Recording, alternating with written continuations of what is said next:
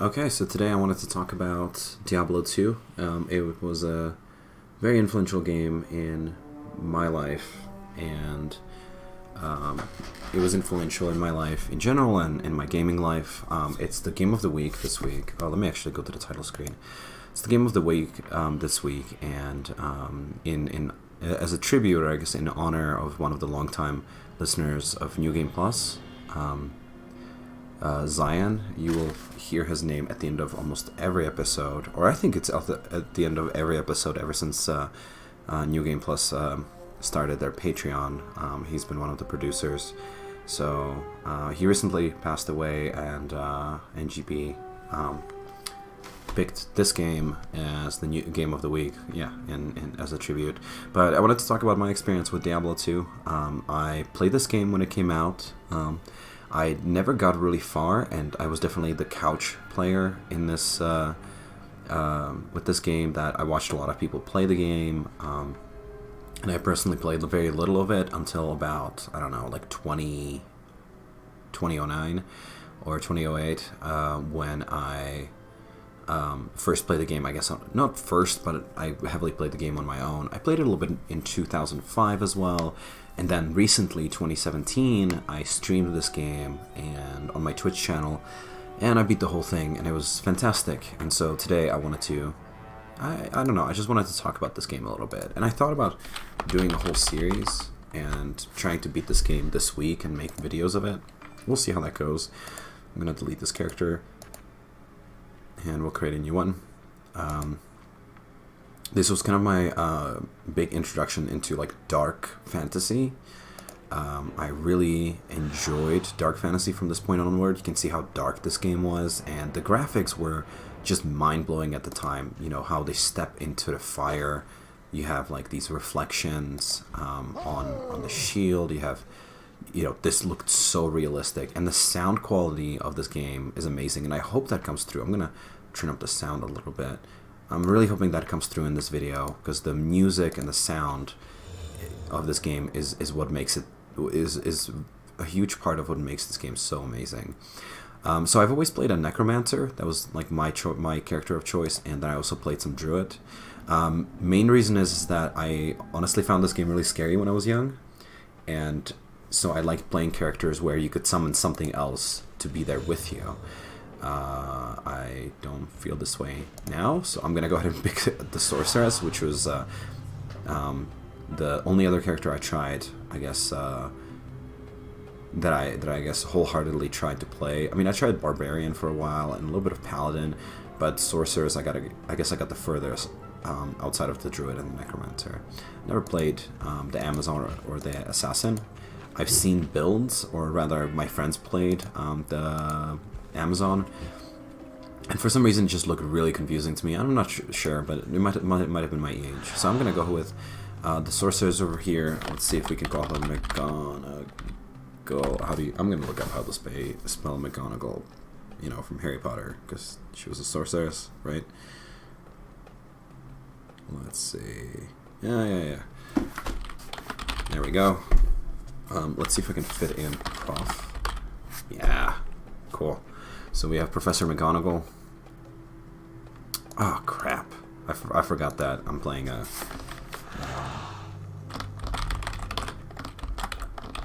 playing online. Minerva McGonagall.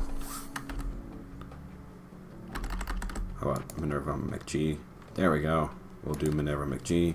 And the game name will be Hogwarts. Let's see. I'll call it NGP Hogwarts. And I think we're pretty good here. So I read the books. I read the original books, the Diablo 1 books, I guess, and then whatever came after Diablo 2 came out.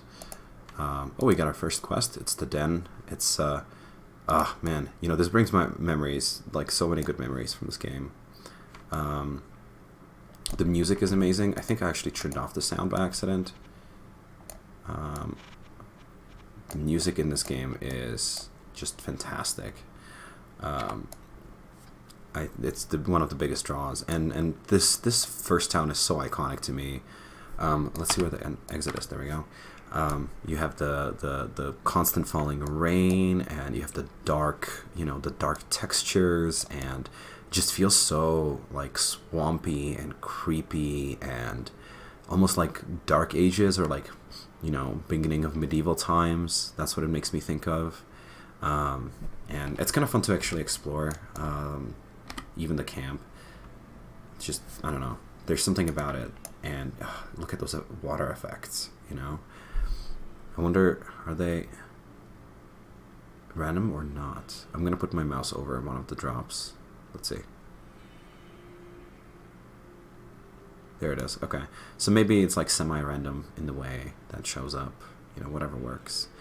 Oh, the Bloodmoor. Evil beware. Bloodmoor? Bloodmoor? I don't know. Let me see. Okay. So this is the first map.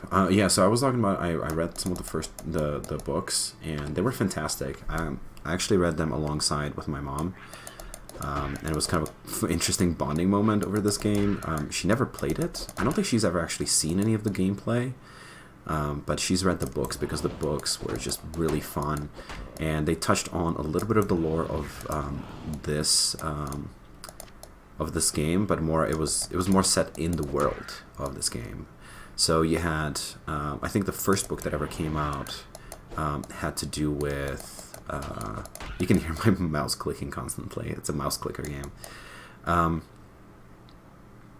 Yeah, the first book had to do with like the armor of an ancient wizard, I think, or of like a warrior, and you actually play against his brother in the game at the end of the game. I'm really horrible with actually, remembering names and these specifics, but I remember that it tied in with that. It tied in with, I think it was in Act 2, the space-looking level. I believe that was actually a reference directly, and how that came about. I think it was referenced directly in that book. Then there's some other books. I believe the second book had to do with like the jungle, which is Act 3. The third book, I am struggling to remember the third book, to be honest. Then there's like the Sins series, which is another 3 books. It's a trilogy of books that lead up to the events of Diablo 1, which is really fascinating. It's basically like, hey, right before Diablo 1 takes place, how did all of this happen? And it was pretty fantastic to read. I highly recommend the books. But yeah, so Diablo was a huge introduction into this dark fantasy. I went on to play Dungeons and Dragons like pretty soon after discovering this game, because at my school, I guess we like played all kinds of like role playing games, like the Dungeons and Dragons style, where you pretend and you have a dungeon master and whatever. And we created our own games until we discovered. It wasn't Dungeons and Dragons. It was I was in Czech, and we didn't really have Dungeons and Dragons. We had like a Czech version of it. It was a system that was very similar to Dungeons and Dragons.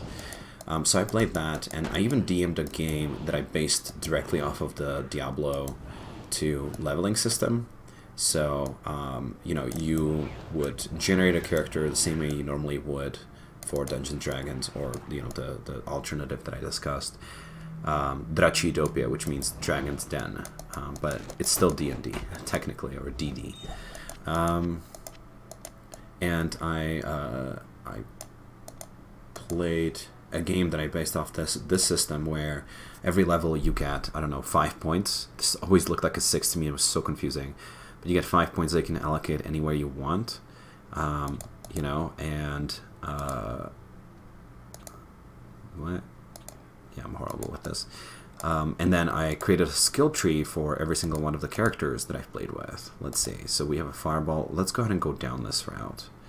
We're going to go ahead and get our own, so we don't have to rely on the staff.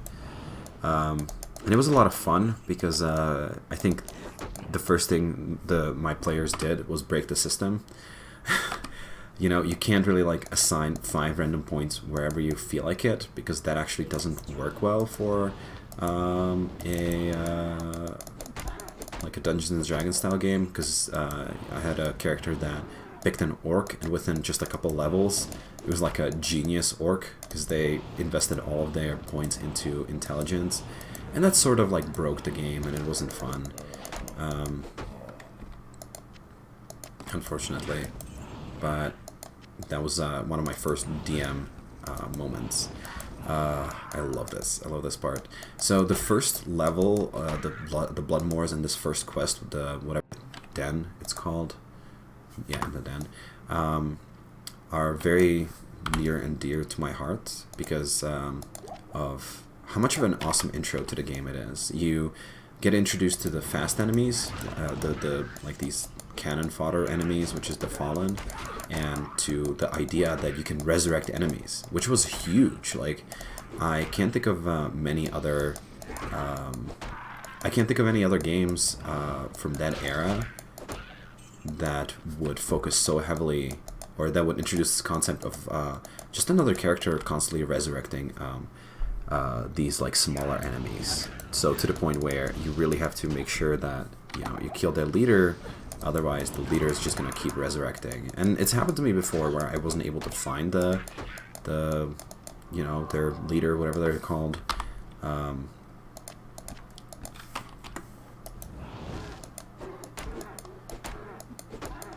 we go. Yeah, I wasn't able to find their leader, so I would sometimes end up just wandering around aimlessly trying to find the leader, and then you find out they're like hidden somewhere a little bit further from the battlefield than you would have expected, maybe. Let's just do that. Oh, got another level. It was also an introduction for me to the mechanic where you get brand new health. Like, you get a fill of your health the second you level up, and it's actually an awesome mechanic. It really doesn't make sense, world-wise or world-building-wise. What is, like, what's the precedent for it, right? Like, why would you even care? I think the scepters are for paladins, right? Let's do this. Too much. There we go. Yeah, paladin. Yeah, it doesn't make sense lore-wise, but it's such a cool feature because you can kind of time your raids, or whatever you want to call them, so that you come in at full health and very close to getting all of your EXP, and you charge in, you start running out of health, and then you start killing these smaller minions, and you can get all of your health back basically almost immediately. It was also an interesting system of healing where the potion is not immediate. So, like, I was used to playing first-person shooters at the time, and first-person shooters have immediate health. You press a button, you get the health. And I don't know if this... I've never, like, actually tested this, but, the more you press them, it feels like it fills up faster. And I wonder if that actually does happen. Like, if there's a speed factor to the healing. Like, if you press several potions at the same time, will you heal faster, or are you just using up more potions? Anyway, so I'm kind of babbling on. I'm kind of really getting into this game. I did some fan art, and the first book that I've ever started to write was based on Diablo. Loosely based on Diablo. It was a combination of a few different things, but it was very dark, and I really wanted to mimic, just how like dark this game feels. From the sounds to like this isolation. You're the only hero out there. You don't meet any NPCs along the way. Every single person outside of a town is unfriendly. It's not somebody that you would want to mess with.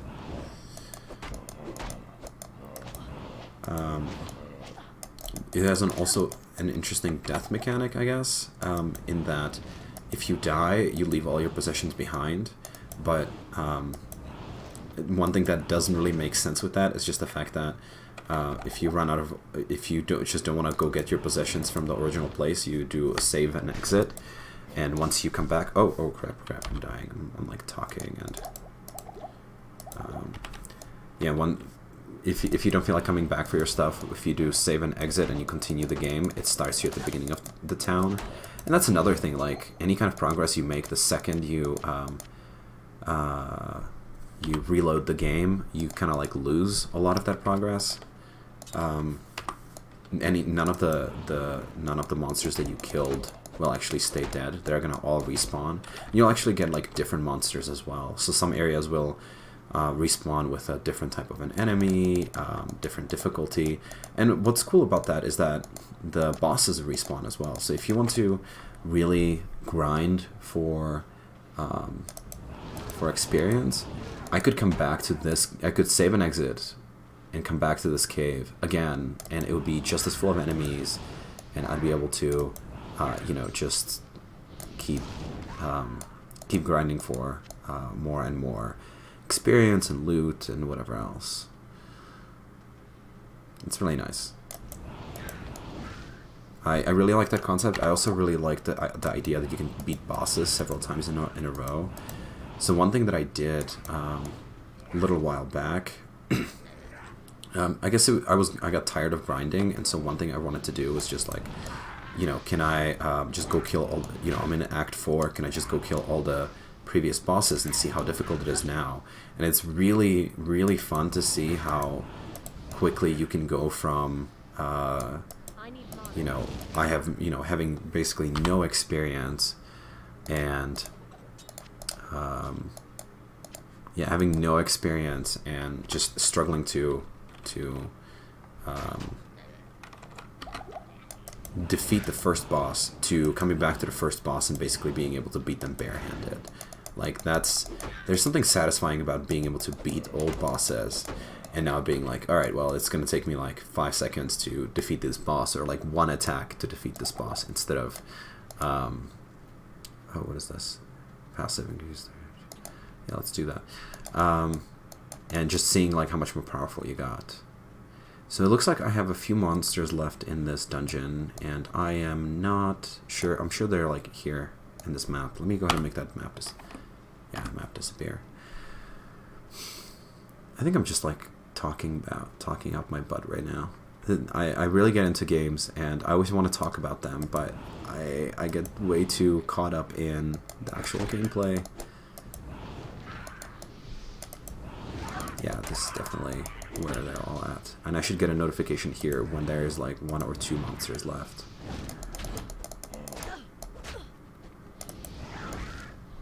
Yeah, there we go. What's funny is because they the monsters get I don't know, oh, there we go. Oh, this is kind of cool. So because the monsters respawn, I've had it before where so the quest shows you when you have like 3 or 2 monsters left, and it'll tell you. And so you could technically wait for that one monster to respawn or to be risen or whatever, and it would keep changing, and it was just kind of fun with that.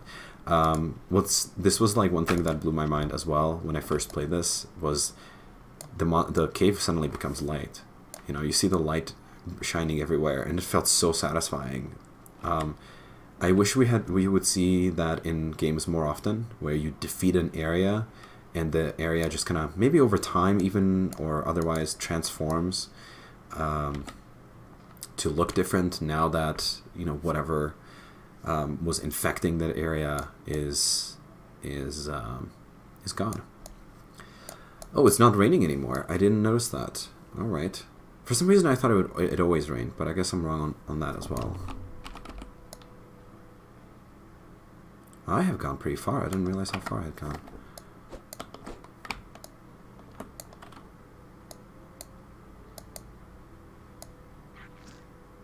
I actually don't need to fight you.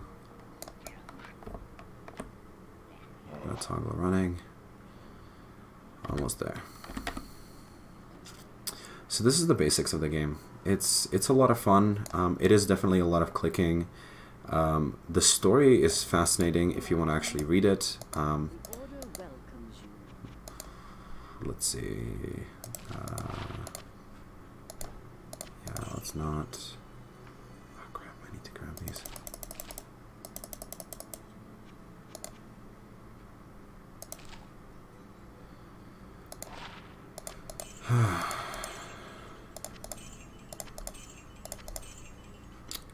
really want to identify those rings and amulets.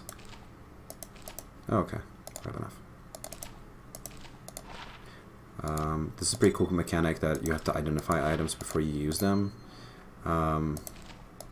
Again, so like this is like also I'm talking about this as if it's brand new, and I'm sure like games today have a bunch of this stuff, but it was so amazing going from other RPGs that I played at the time. I mean, I played even like Pokemon and whatever. Okay, so we have another Blood Raven. Oh, the first like mini boss. So yeah, so I played. What did I play? Hi, not in town. Why is she not responding to me? Yes. Clicking Not too here. fast.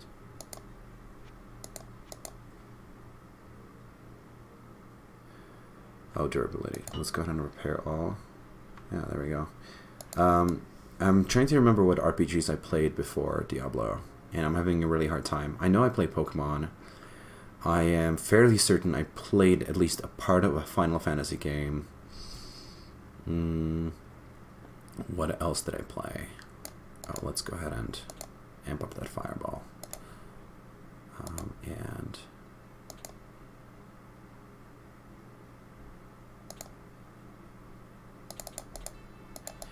I really don't know how to build her. But yeah, I'm trying to think of what other RPGs, but all of this was new to me. The mana and life, like this, the UI here actually is such a huge feature of this game. Because like when I first saw it, I was like, holy crap, that is amazing. You have like this devil and angel. And for some reason I thought it was like dark and light power, you know, that got split. You know, you would have the dark and light, and I didn't realize it was mana and life. That was before I played the game. Why don't we go ahead and kill Blood Raven? We're gonna do that real quick, and then I'm gonna end the video. Usually, so the as far as I know, the environments are semi-procedurally generated, meaning that there are some things that are fixed. There are some main layouts, and then some stuff gets over time.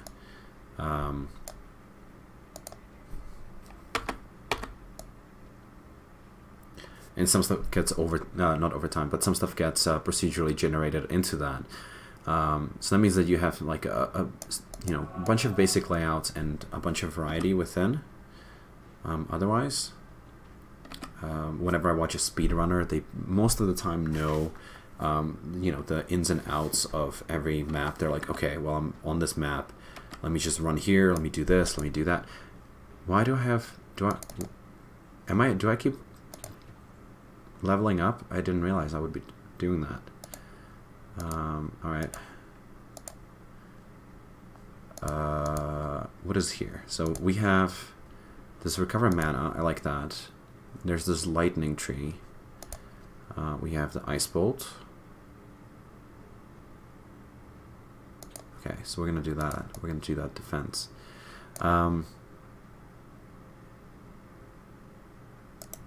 Yeah, let's go fight Blood Raven. I believe this, for some reason, it's like glitching out a little bit. Yeah, I get it. I know there's an evil ahead. Alright. Cold Plains. Nice.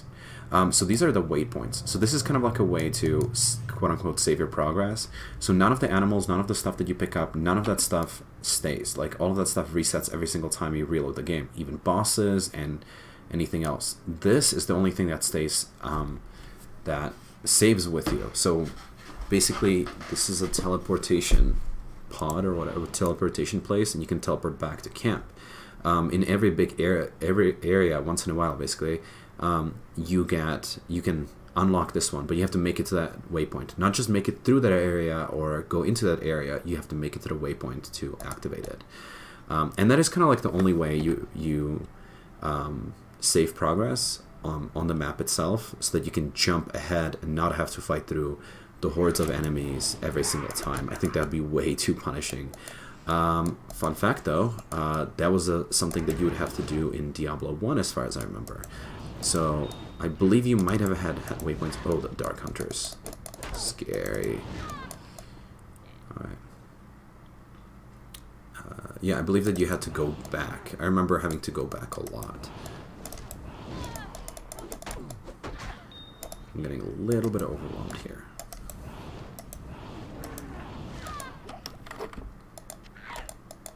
chipped ruby. That's gonna be a good amount of money. Yeah. Notice that I don't pick up most of the loot that is dropped, or most of the. I don't pick up most of the drops. One of the main reasons for that is just that you come across stuff that gets dropped constantly.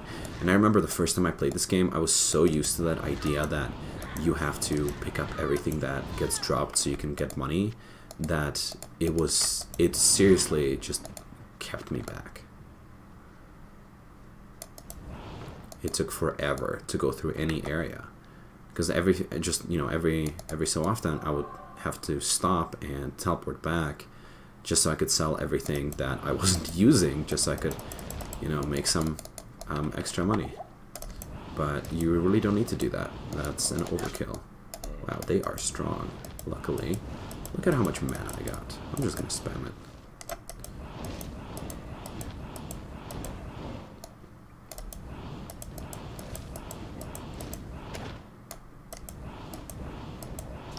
There we go. Actually, I don't think I need to go here for this quest. Alright, so we have a random dungeon. I would like to make it to Blood Raven by the end of this video. I don't think I need to be here. Or is this one of those caves that goes through? Let's just run through. I don't think we need to necessarily finish this dungeon and clear it out. Especially if I just want to show you all. And luckily there's not really a problem with me running around. Oh, I really wish I had a stamina. Wow, this is a lot. And it's dead end. I am probably gonna die. Well, that's fine. Can't really pause the game to do like inventory management either, which kind of sucks right now because I could really use a potion. Oh, yeah, I'm about to die.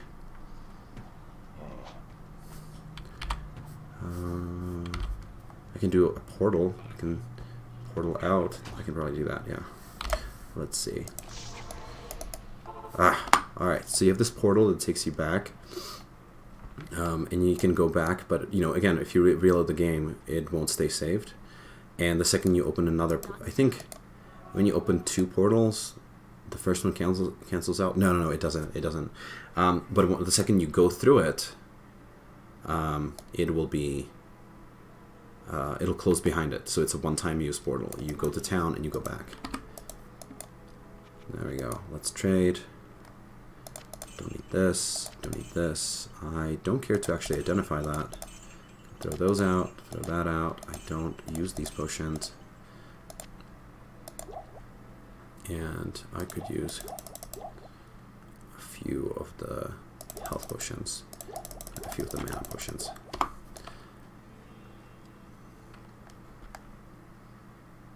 I really hope that music is coming through because it's so good. Alright, so where do I go now? Yeah, I really don't care to get into a fight. This would take a while.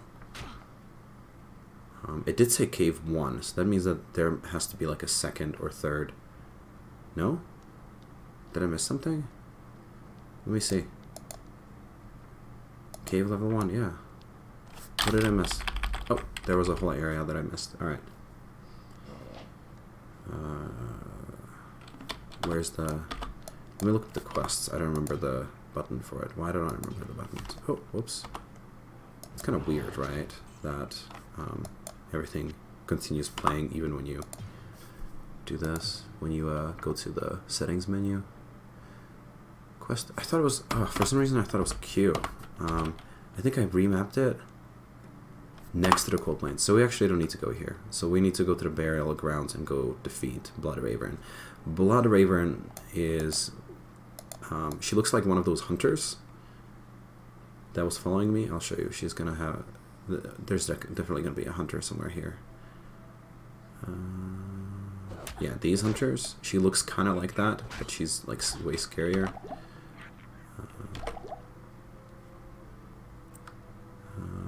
Nope, dead end. Should have figured. Yeah. So one thing I liked about having a necromancer is that you could run around like this, and you would have your monsters take care of it.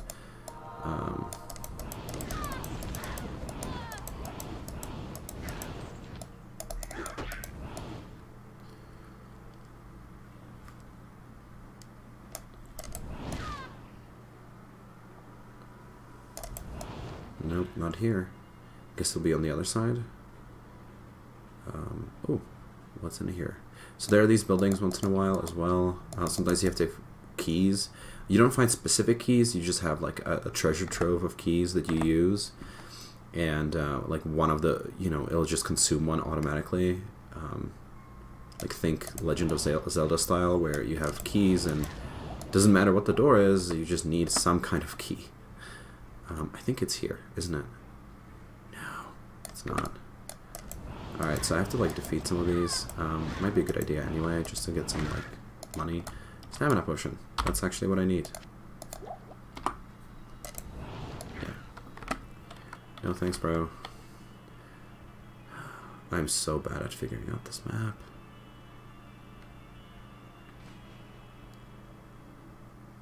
There we go. They will follow you across map, I believe. So you can like bring a horde of enemies with you. There we go. So I'm in the right place. My quest log updated. And I am ready to kick butt. I'm gonna turn up the music on my side. Ooh, nice. Yeah, kill Blood Raven. So Blood Raven will be running around somewhere like crazy over here. Luckily I have plenty of mana potions, and I'm doing well with this build. For my like first random build without looking anything up about it. There we go. So this is the burial ground, and we'll see Blood Raven. There's a Blood Raven, isn't it? I believe that's Blood Raven. So she's got a bow. She's pretty damn strong. You can see she has a ton of minions. You really don't want to get hit by her stuff, and you always want to have an escape route so that the monsters can't corner you. I think.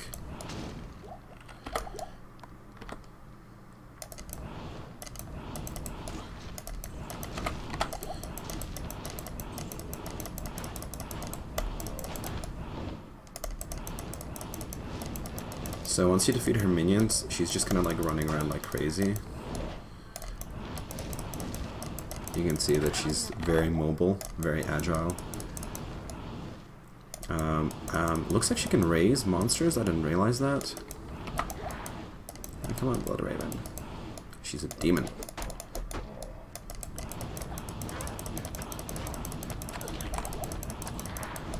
Alright, I should probably consume this and refill real quick. Oh no, I actually clicked off. I clicked on a different screen because I'm playing windowed.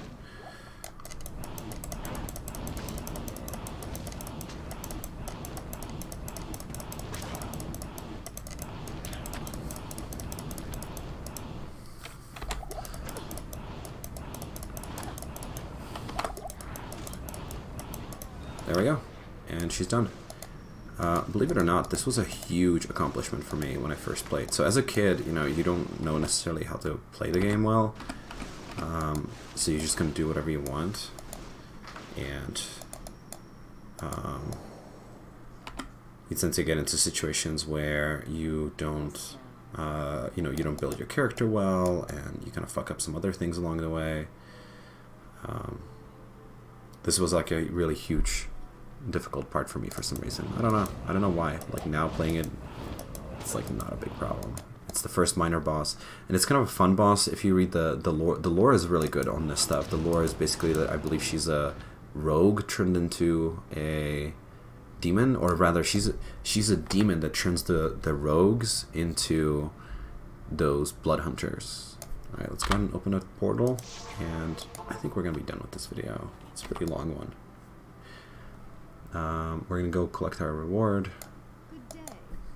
Oops. I can hardly believe that you've defeated And look at that. So you get a companion. You can pay for having a companion. You can put armor and stuff on your companions. Each town has different kinds of companions that are randomly generated that you can pay for. Or I guess they're not companions. They're what do you call them? Mercenaries, I suppose.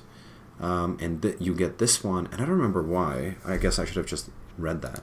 But yeah, so you get some of this fun stuff. You get to pick one of these, and I believe it's let's see, what is that key binding to open? hireling screen. Oh. So you get to actually put armor on them. You get to see, all these stats about them and how the armor and everything affects them, which again was a very unique thing. I had no idea that this was possible in a game at the time. Anyways, so that's it. This is my gameplay. I really enjoyed playing. I am gonna get back to this. I don't think I'm gonna, in the end, record the entire playthrough, but I had a lot of fun with this. So I hope I keep playing. And thanks for listening. Thanks for watching.